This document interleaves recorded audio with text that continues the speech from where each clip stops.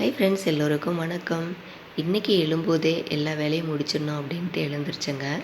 எழுந்த உடனே துணியெல்லாம் துவைச்சி காய வச்சுட்டு தாங்க அடுப்புக்கிட்டே வந்தேன்.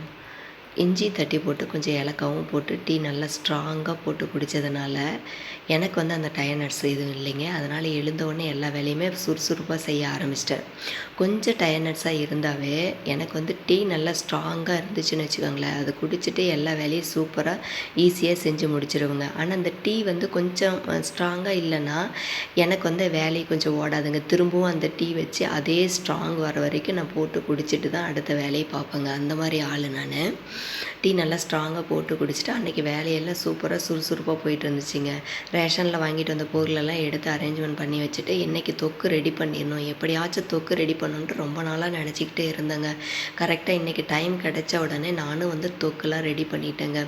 உங்களுக்கு ஒரு வேலை எழும்போது சோர்வாக இருந்துச்சுன்னா நீங்கள் என்ன ட்ரிக் யூஸ் பண்ணுவீங்க அப்படின்னு சொல்லிட்டு கமெண்ட் பாக்ஸில் கமெண்ட் பண்ணுங்கள். Thank you so much.